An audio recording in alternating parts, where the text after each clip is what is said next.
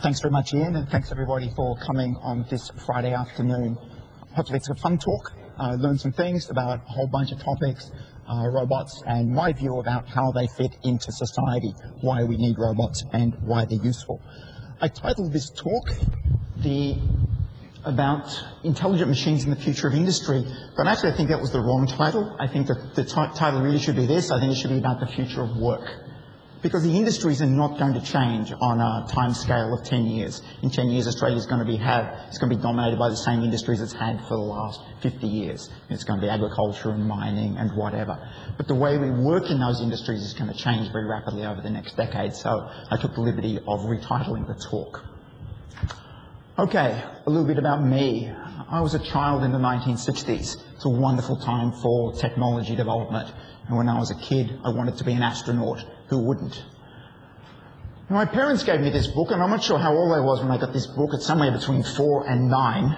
And this image of the Mobot is sort of seared into my brain, of this robot that's strong enough to bend iron bars, but gentle enough to handle laboratory glassware. So I didn't become an astronaut, I became a professor of robotics instead. In the 1960s, images of robots were everywhere. And sometimes you've got robots and astronauts in the same thing, and that's pretty cool. And what's interesting about these robots, the robots around the 1960s, is that they were enormously capable, and they were benign. You know, they meant only the best for people. One of them was a little bit too literal in the way he understood language, but generally they were helpful. They were forces for good. These are probably the most famous robots that exist, two famous robots from Hollywood. Also in this benign and capable mold. So C-3PO can talk his way out of almost any situation. R2-D2 is a very handy guy to have when your X-Wing starfighter is broken, you've got to hack a Death Star or something like that. But there have been great recent movies. I'm not sure how many people in the room have seen this movie. It's a gorgeous movie. And it doesn't have spacemen or aliens or X-Wing starfighters. It's about a gentleman, an elderly gentleman, an ex-burglar, and a domestic robot. And it's about the interaction between the robot and the aged burglar. It's a lovely tale. But there have been lots of movies about robots. I mean, back from the 1920s, believe it or not, through the 50s, and then right through to quite recent times. And there's a whole bunch more that I'm sure I've missed. I've probably seen most of these.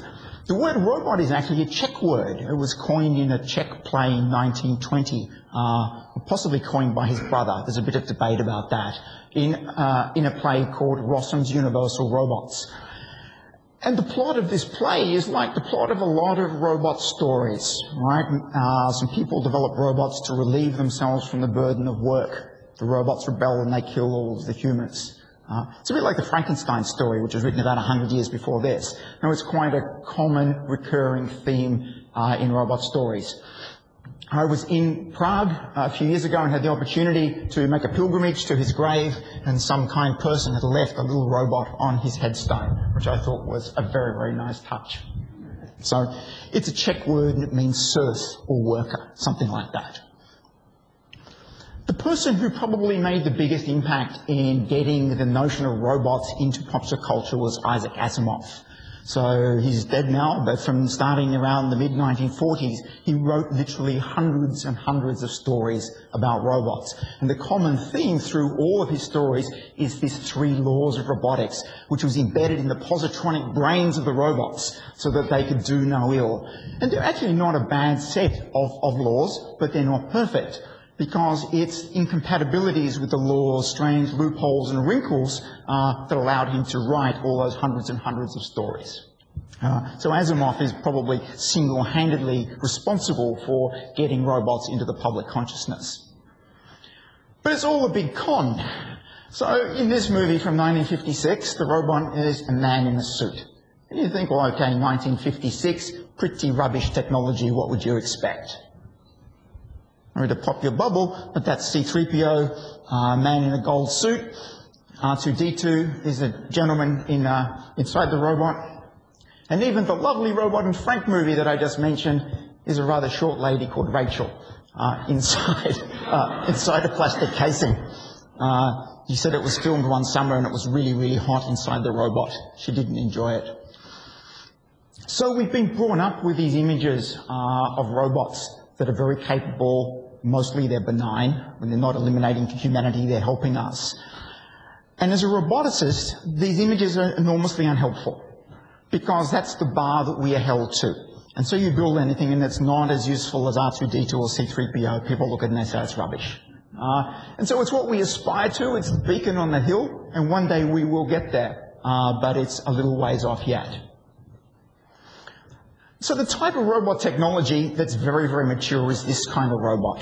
We call it the industrial robot, and they've been around for more than 50 years now.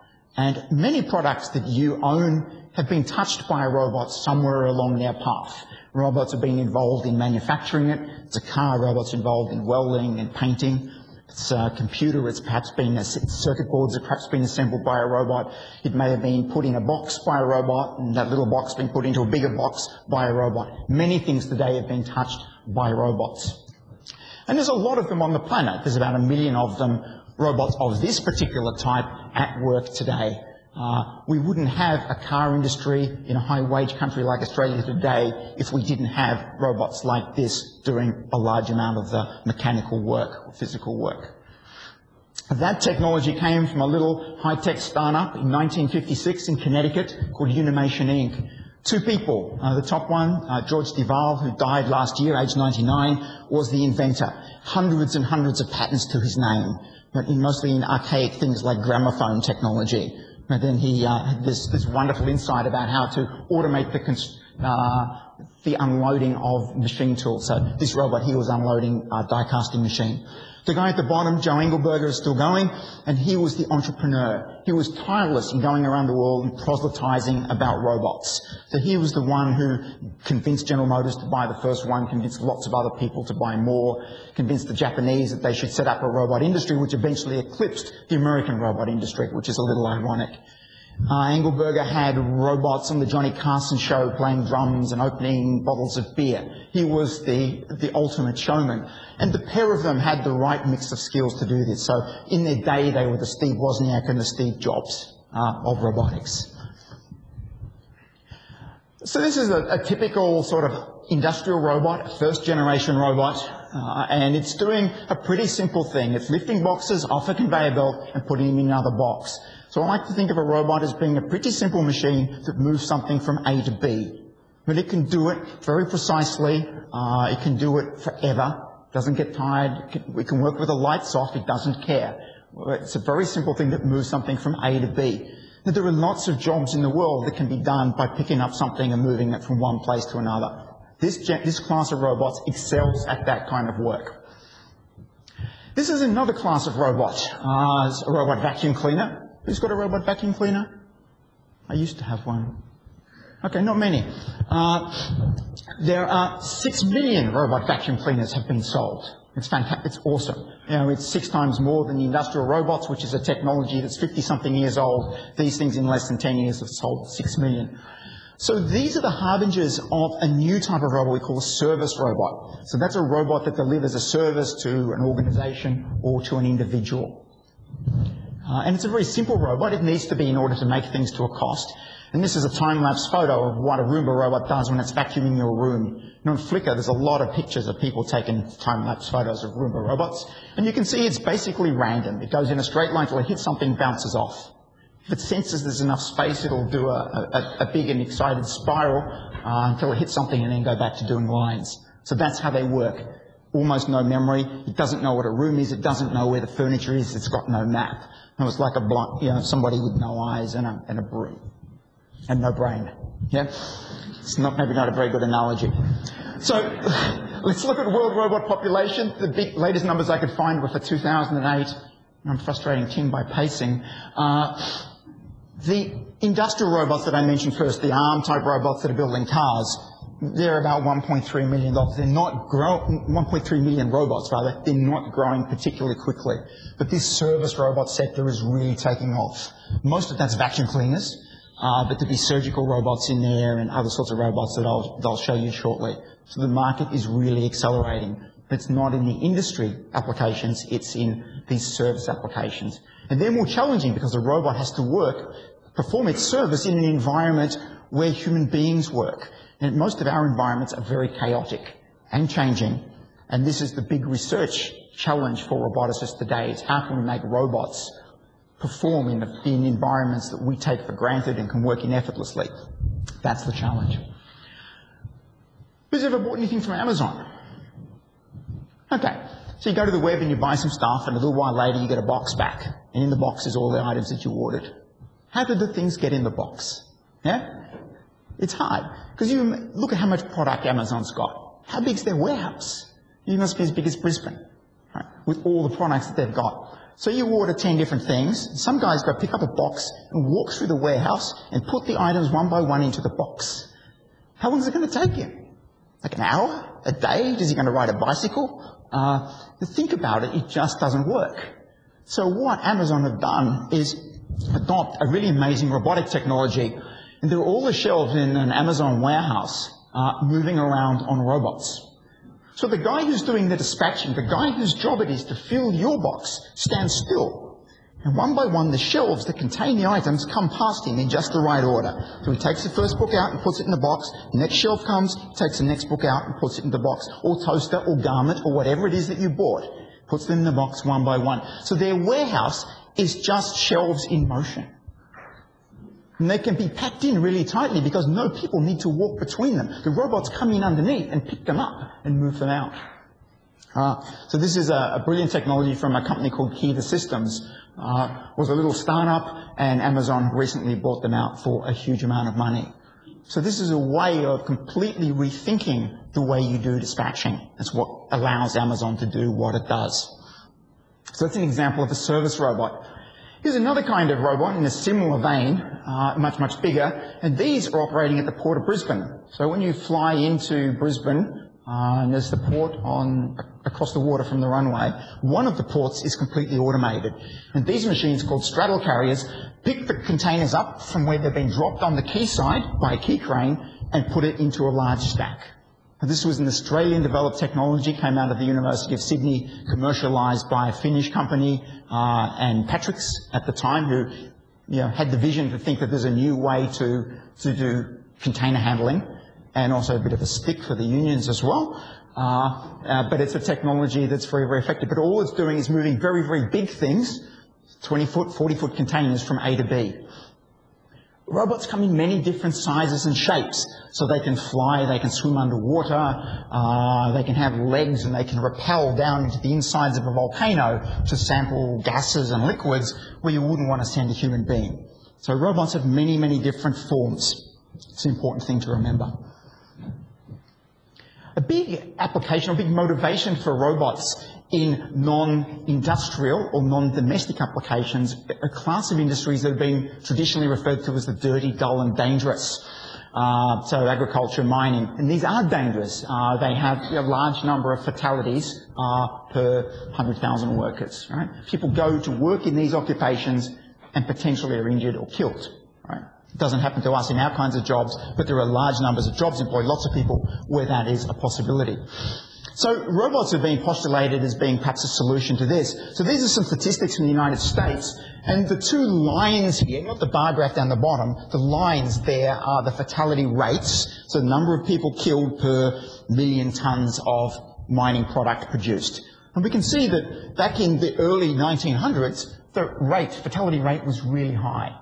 And the industry learnt. It learnt about how to make itself much, much safer. It's a learning curve, really, and it has matured. But the problem is, it's plateaued. It's not plateaued at zero. We've got the accident rate down to a level, and we don't know what to do next. You can train people all you like. You're not going to reduce that last number of accidents. And robots are being talked about as being a solution to this. So, how do robots fit into mining? Well, if you consider something like dragline excavators, I spent too much of my life on dragline excavators. They basically move stuff from A to B, 100 tonnes at a time. Or a haul truck. move stuff a few hundred tons at a time from point A to B. So these machines drive material from one place to another.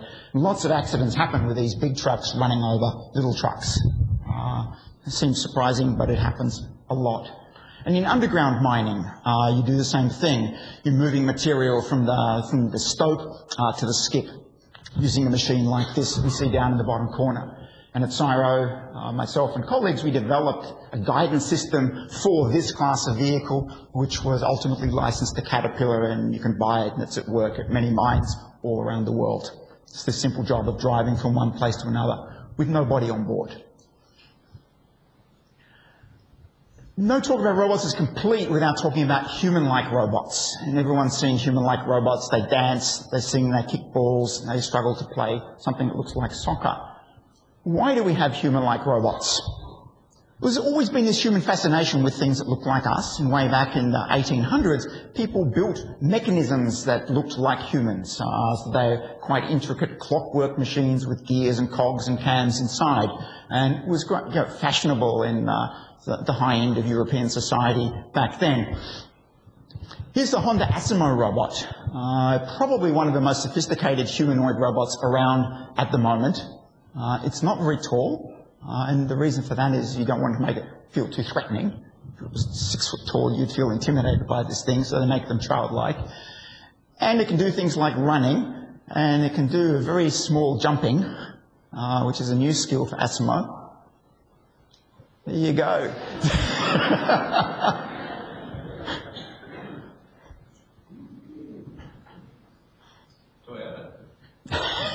No, wrong company. And it has some sort of manual dexterity. It's got some fingers. It can do manipulation work like taking the top off a bottle, and if we wait long enough, it will pour it.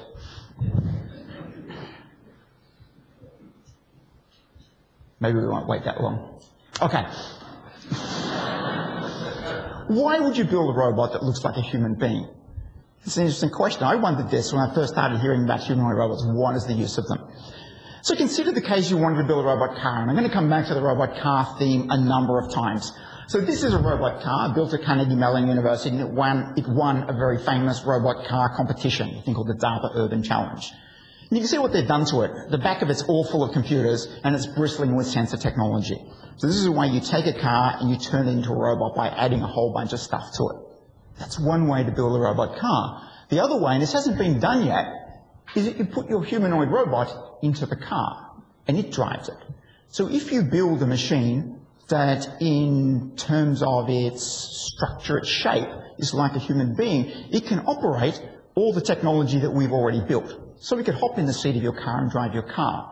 You could go home, you could open your refrigerator, you could make a meal using your stove, and you could put the dishes in the dishwasher. Because we've built a whole world of infrastructure and tools designed for things about this shape. 1.5, 2 meters tall, 2 arms, 2 legs. So if we can automate that, then by default we get automation of everything that we do now. Where the hard yards is to take every single machine that we've ever built and rebuild it as a robot. That's a very high cost path to go. So there's a philosophical divide here about how we do automation. This is an interesting one out of Denmark. So one of them's a robot. The guy on the left's the robot. The other one's a mimic. He looks a little bit mad, but it's kind of spooky and realistic in some regards. And this raises a really interesting issue. There's a phenomena that's been talked about a bit lately, which we call the Uncanny Valley. And along with the horizontal axis is how lifelike is the machine. And then in the vertical axis, we have how attractive we find it or how repellent we find it. And if it just looks like a sort of cartoon robot, it does not very much like a human being, we don't mind it. But as it becomes more and more human-like, it just starts to look weird. It looks dead. It looks like a corpse, a zombie. It's the living dead. The eyes don't move quite right. And then quite suddenly we find it repulsive. And then as the fidelity goes up again, keeps increasing, we then find that it's satisfactory to us and we can live with it. So it's an interesting phenomenon. You either make a robot that looks really nothing like a human being, or you make something that has to be an exact copy of a human being. And so you have images like this, which, to my mind, I still find slightly creepy and repellent, even as a roboticist. This unsettles me. And part of the reason that it unsettles me and perhaps others in the audience is the cultural baggage. So in the West, we grow up with cultural artifacts, things like Frankenstein, right? So we've heard the story of Frankenstein, we have stories of zombies and Dracula. And there's Jewish legends of the golem, which is a creature made of clay that's been brought to life by a rabbi. And one of the famous golem legends comes from Prague, actually, which is where the robot word comes from. So, and these things sometimes run amok and cause problems. So we've got some very bad stereotypes in our culture. Where in Japan, they have different cultural baggage. So they have Shintoism, which sees an animate force in everything. Now, there's an animate force in us, but in a rock, in a mountain, right? So the machines are not so dissimilar to us. And they also have this icon, Mighty Atom. It's a cartoon character from about 1952. We call him Astro Boy, nuclear-powered robot. And in war-torn Japan in the early 50s, he was quite inspirational. And a lot of people, because he only did good, but he was a robot and he was nuclear. And this happened in Japan. And if you get some elderly Japanese researcher professors over a few beers, they'll start to tell you about, they read the Mighty Atom comics when they were young. And people now who are senior in the Japanese government, they had the same upbringing. So Japan as a country, as a culture, are quite comfortable with the idea of humanoid robots. It's progressed there much more than anywhere else in the world. And this is my speculation as to why that might be. Okay, I want to talk briefly about the context in which robots fit into society. What problems do robots solve? And to do that, I've just used three graphs which are kind of emblematic. One is about population growth. One's what we call the dependency ratio, and I'll explain all of these one by one. And the other is, this is the carbon dioxide concentration in the atmosphere. It's about climate change and global warming. So world population, by any model, is going to keep increasing. That means we're going to need more resources, more food, more transportation. This number gets bandied around a lot. 70% more food production by 2050. It's a big lift in food production because there are some problems. We need food not just for people. We need food for animals. And animals are a very inefficient way of converting vegetable protein into another form of protein. Land is being claimed, alternatively used by housing, so farmland's making way for housing. Farmers are getting older, right? The productivity on farms in Australia, this is from a recent PenSec report, is decreasing. So how are we going to make 70% more by 2050? So here's a picture which is kind of interesting to think about for a little while. So here we have a machine which is doing chemical weeding. It's spraying on a farm. And this machine is really massive. The reason the machine's really massive is because the guy's got to drive it. And the way we can make the person most effective, how we can cover the most number of hectares per day, is to make the machine he's driving much, much bigger. But there's problems when the machine gets bigger.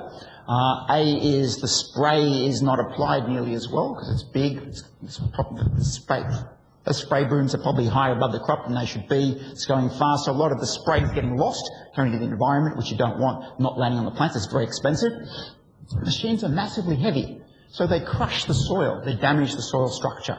And so then they put GPS guidance on them, so they go up and down these kind of virtual tram tracks and only crush the same soil over and over to minimize the impact that it has.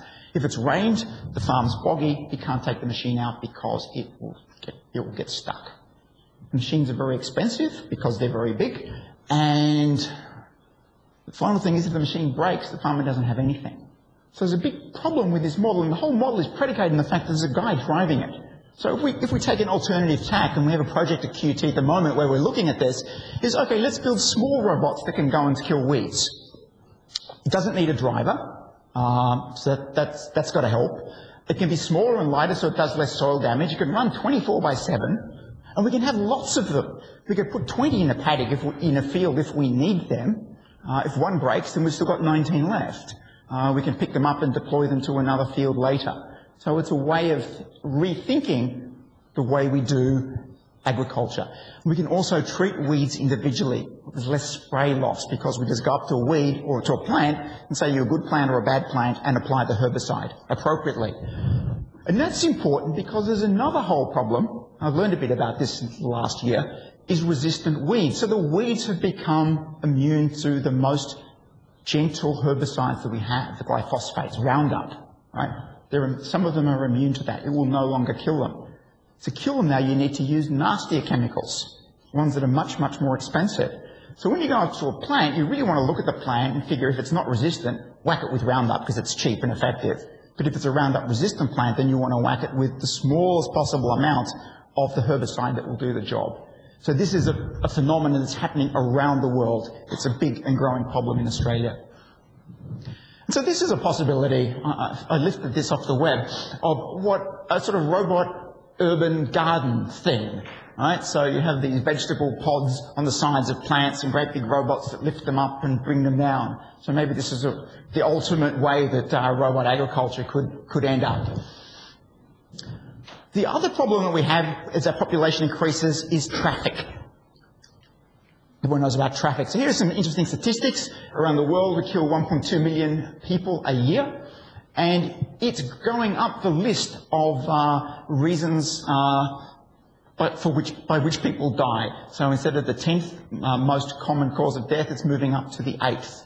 And in terms of the cost on society, it's about 2% of the GNP of highly motorised, industrialised Western countries. It's a huge cost. Just from fatalities, there's not including the cost of fuel and time lost waiting in traffic. So here are the road fatalities for a number of countries. They have similar sorts of trends. They do the same thing as the mining fatalities that I showed you before. They're plateauing out, right? They're getting less and less, but the rate of decrease is getting less. They're plateauing out at this number that's not zero, and that's a problem. The reason that happens is that people are not very good drivers, basically. Traffic congestion. This is an interesting graph. Across the bottom is the number of cars you've got wanting to go along the road, and up on this axis is the number of cars per minute going along. And the curve goes up and up and up, so we get more and more cars along the road, and then it tanks, right? You're in a traffic jam, and it all starts to snarl up and slow down. So you've all experienced this curve, right? The good bit and the bad bit. The reason we have this curve is because human beings are not very good drivers. But interestingly, 93% of people consider themselves better than average, which anybody should know is not possible. People aren't that good, but they think they're that good, and that's probably also part of the problem. So if we look at a traffic jam, we're in a traffic jam, it's pretty horrible, it looks something like this. But if I took a picture out my window, which looks down onto the Riverside Expressway when it's snagged, it looks like this. You can fit a lot more cars in there. Right, so we've got big gaps between cars because people are not very good drivers. We've been trained to leave 3 car lengths in front of us. What if you could put 3 cars in that gap? Right? You get 4 times as many cars going along that piece of road. This is probably the only way that we can improve the capacity of our roads. We can't build more roads. It just doesn't work. So maybe we need to have cars that are smarter. So most people know that Google's building a car. There's a Google car. In fact, there's lots of Google cars in California and Nevada now. So why is Google building a car? Google's a software company, and they see cars as a huge market. There are lots and lots of cars on the planet. And if Google can sell Android into a large fraction of people's mobile phones, if they can sell the car equivalent of Android into a large fraction of cars on the planet, it's a good market for them. And they're a very good software company. They're probably a better software company than GM and Ford and Toyota, who are not known for software. So that's why Google's building a car. But the really cool thing is, if you look at that graph that I showed you before, which is here in red, if robots are driving, that line just keeps going up. It doesn't tank. If it does tank, it tanks much further away. So talking about automated convoying, your car follows the car in front a metre behind. It's paying attention all of the time. And it can maintain that kind of separation distance. And it'd be really nerve-wracking, I know. But I think this will happen. And the reason it will happen is because we can't build more roads and people are not very good drivers. So we may move to a model in the future where you have little robot taxi pods and they just pick you up and You tell it where you want to go and it takes you. You can read a book, it drops you off. You don't have to park it. You don't own a car. You just hire a robot taxi service. It could happen. It's got a lot of merits. I want to talk briefly about this thing called dependency ratio.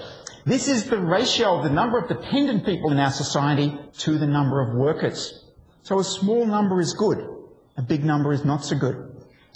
And there was a big peak back in the 1950s, 65, we got circled in red. And the reason for that is the baby boom. Right? So all these babies came, and this ratio there is the number of children plus the number of elderly divided by the number of working age people.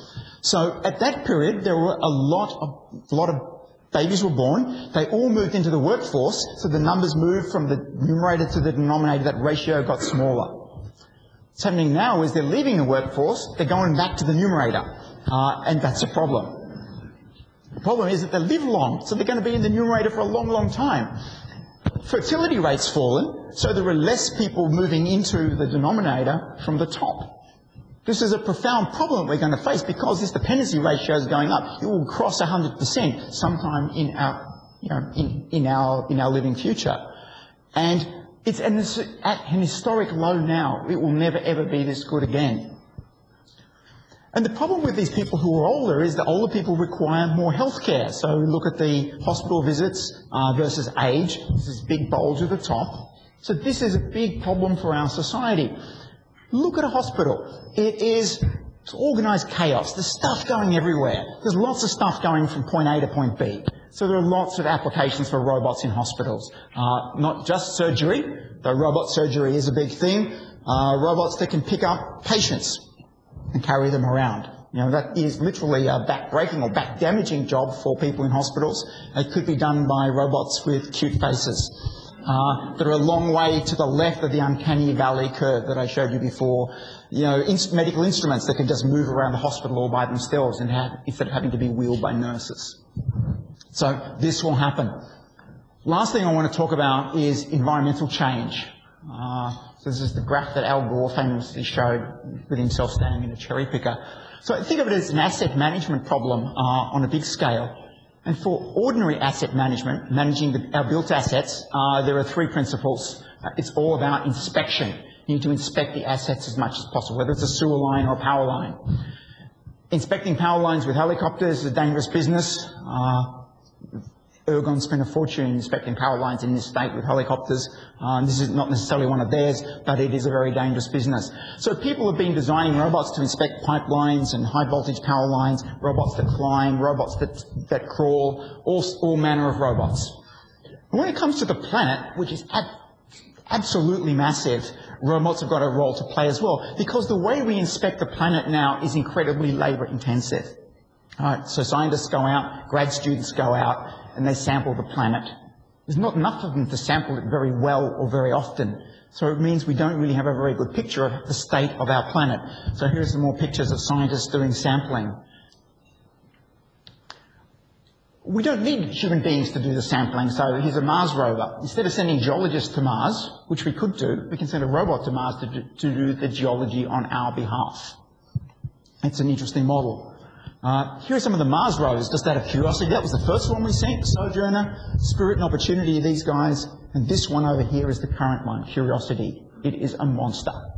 You know, compared to the first one that was sent probably 15 years ago or something. But they're doing science on our behalf. This is a colleague of mine at CSIRO, Matt Dunbavin. And what he did is he built a boat, a robot boat, that surveyed Little Nerang Dam. And it looked for methane emissions, methane bubbles coming up. Now, if you just went out in a boat and took samples at 3 points, and you say, okay, that's the methane emission from Little Nerang Dam.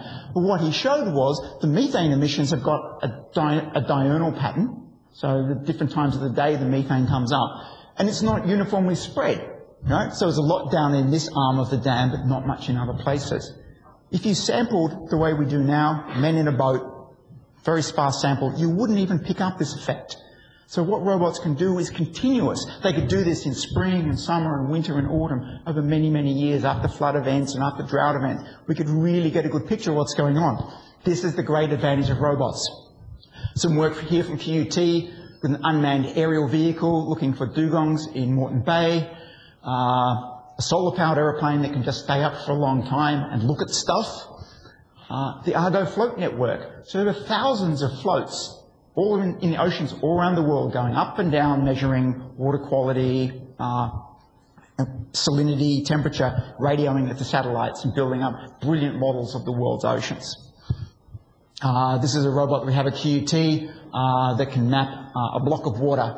You just let it loose, tell it where to go, and it'll measure all of those things. Here's some other work we've been doing at QUT just by taking images from a camera on a robot, and this is speeded up. And just from moving a single camera along a piece of coral, we can build up this nice three-dimensional representation. We can add more and more levels of detail. So here you can see the model taking some kind of form. We can zoom in on a bit of it. So this is now a three-dimensional model of that piece of coral that I took just by moving a robot, take a camera over that piece of coral. I can measure things. If I did this from year to year, I could see how much each of those organisms had grown metrically. How many millimeters has this thing last time I looked at it? So this is the sort of things that robots can do. They can acquire massive amounts of data and use it for science. I want to talk briefly about robots and ethics. It's something I think as a community of roboticists is something we don't talk about enough. The first and most obvious one's warfare. Robots have an increasing role in warfare, and it's not just sort of science fiction, robot warriors. In the United States now, figures are 1 in 50 warfighters is now a robot. Right, so we have unmanned aerial vehicles which are firing missiles at people who are considered hostile. We have robots that can direct withering fire at a target. The moment all of these robots have got a human in the firing loop, the information goes back to a remote operator who says whether the robot should fire. There is interest in removing the human from the firing loop, and I think that's really dangerous and really scary. Robots should not be making those kinds of decisions. Cars is another one. Big ethical issues, I think, around cars.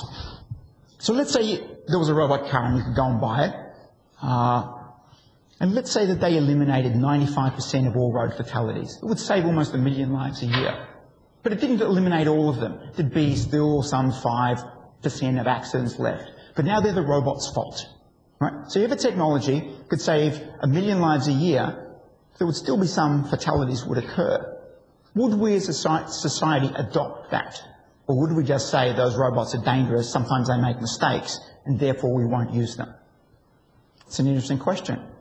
Let's say you've got a Japanese car with American software in it, and it kills someone in this country. Who do you sue? How do you get the thing registered or roadworthy? There are all sorts of issues, legal and ethical issues that come up just in the context of robot cars. And I think as a society, we're going to face this in the next 10 years. I think we will have to. And everyone's just waiting for someone else to go first. Privacy is a really big issue. Anybody now can buy a gadget like this for $200. You can fly it from your iPad, and it beams down everything that can see from its camera. You can go and buy them from the shop. You don't even need any particular skill to fly it. So there are big privacy issues. There was something in the newspaper on the weekend, I think, about Queensland police and drones and eyes in the sky. The need to work. I'm not sure if you eliminated all work and robots did everything, whether we'd be any happier. That's a big question, probably not one for engineers. This is an interesting one, though. This is the one that often doesn't get talked about. Warfare is the very obvious ethical question, but this one. Is it appropriate to have our children raised by robots? If you can't get enough childcare workers, is it okay to plonk them down in front of robots without any kind of human company or role modelling or whatever? And the same for the elderly. So in this particular movie, without being too much of a spoiler, this gentleman's son finds it's too much of a drag to drive up from New York and visit his father, buys him a robot. Can you just buy out of responsibility for looking after elderly people by buying them a robot? Interesting question. Okay, nearly done. The title of the talk is Intelligent Machines, so I should talk about intelligent machines. And intelligent is an interesting word. It's not a word that I like in the context of machines. I've got a Google car, again, and it can drive like a person drives a car. A person is intelligent, so if the machine drives as well as a person driving a car, is the car intelligent? I don't know. Dictionary definition of intelligence is actually a very, very low bar. It says the ability to acquire and apply knowledge and skills. So the Google car has knowledge and skills. It didn't acquire them itself. The Google engineers acquired the knowledge and put it into the computer. But you could argue that, yeah, it probably is intelligent. This is an interesting definition, a bit more utilitarian, a bit like a Turing test. It says intelligence is in the eye of the beholder. So if you think the car's intelligent, you can call it intelligent. But I struggle with the term intelligent and artificial intelligence. I still don't know what it means. The future of work. It's the other thing I said I was going to talk about. The traditional model has been that the worker is at the workplace. So if you're a driver, you sit in the car. If you're a machine operator, you sit at the machine. If you're a farmer, you're at the farm, right?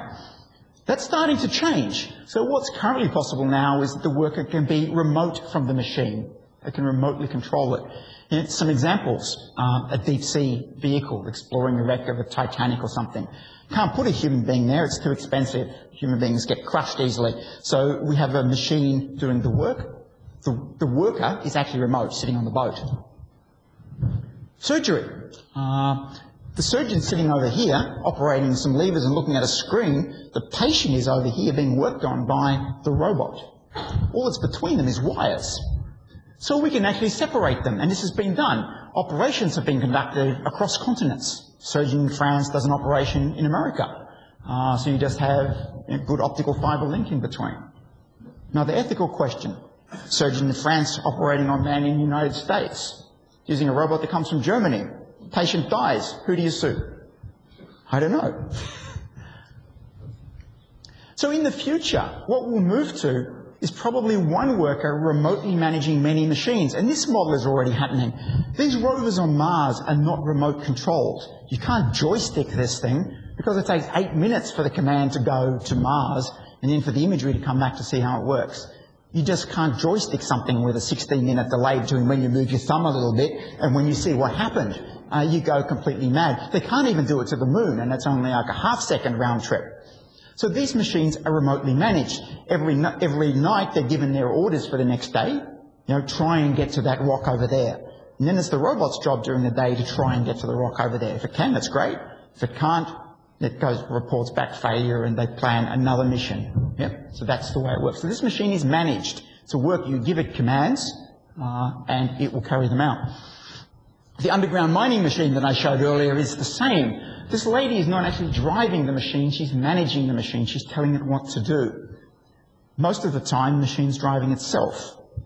So what they're looking at here is that this lady might be controlling a fleet of machines. Right? So she's a manager and she's got 5 robot workers. And most of the time, the robot workers can do everything by themselves, but occasionally they get stuck or confused because they're only robots. And so she may have to intervene and help it along. As a manager has to do. Employee comes along with a problem, you try and help them fix it. That's the model that we're going to move towards. So, future case, mine in Australia. Optic fibre network, driver sitting in China, joysticking the machine in the Pilbara. There's no reason that the worker needs to come to this country. They don't need a 457 visa, right? They need a joystick and a decent home broadband system. The worker could be anywhere in the world. And there's all sorts of implications of this. What if something bad happens? What if the excavator falls down and kills somebody?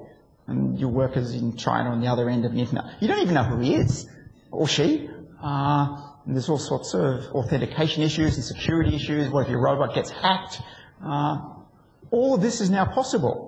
And the nonsense of fly in, fly out, which is really expensive, disruptive to families, disruptive to the towns where people are flying in and flying out of, could all be a thing of the past. You don't need to move the workers to do the work. Worker and workplace have become separated. So that's it. Take-home messages, not too many. Robots are real, right? They exist, and every day they can do more and more than they used to be able to do. Very diverse in form and function. They're part of the solution, I think, to a lot of problems we face as a society and as a planet. They're not the solution to everything. They're solutions to some things that we face. But I think it is time now to start to think about the wider implications in terms of law, in terms of ethics, and all the sorts of things that we think are important. I will stop there. Thank you.